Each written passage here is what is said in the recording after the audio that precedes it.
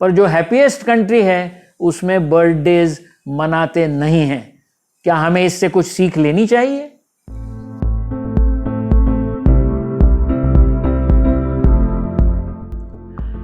Hello friends, for success in life we need to have a high curiosity quotient. I am Prakash Shesh, and in this series of in and out of the box videos we are going to seek answers which you should have done long ago.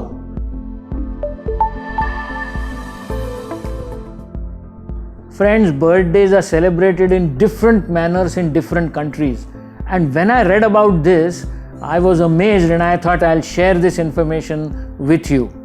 If you go to Canada, birthdays are celebrated by applying grease and butter on the nose of the birthday boy or girl. Now imagine we don't do that.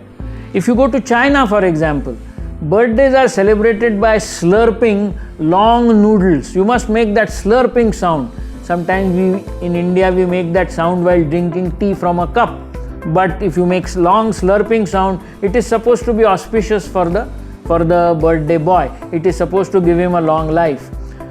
In China, another important weird thing that I found was that normally people do not give presents of a clock on a birthday, because the Chinese character of a clock, it's a different kind of a script, and the Chinese character for a clock actually means death. So therefore it is never presented. A clock or a watch is never presented on a birthday. If you go to Ireland, for example, the birthday boy is given bumps. You know what bumps are?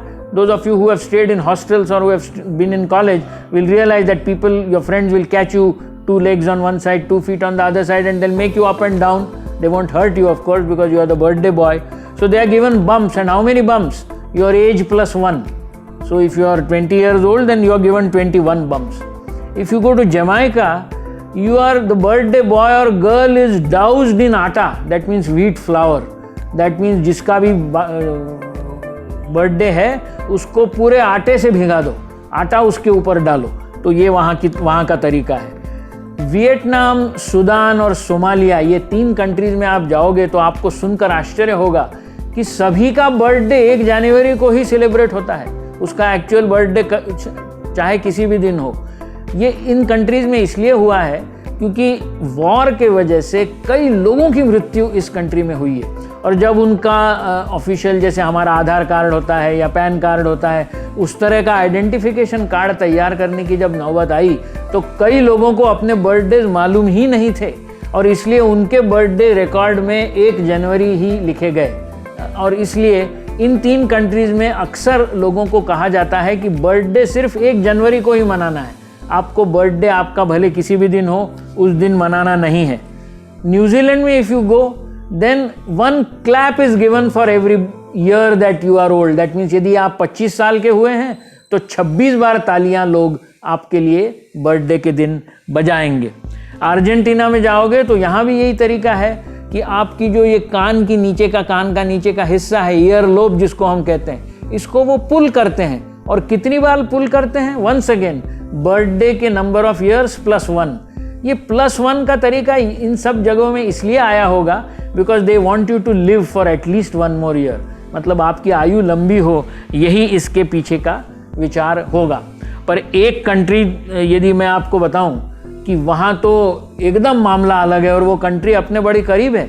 आप कभी भूटान जाओगे तो do you know something that in Bhutan birthdays are not celebrated.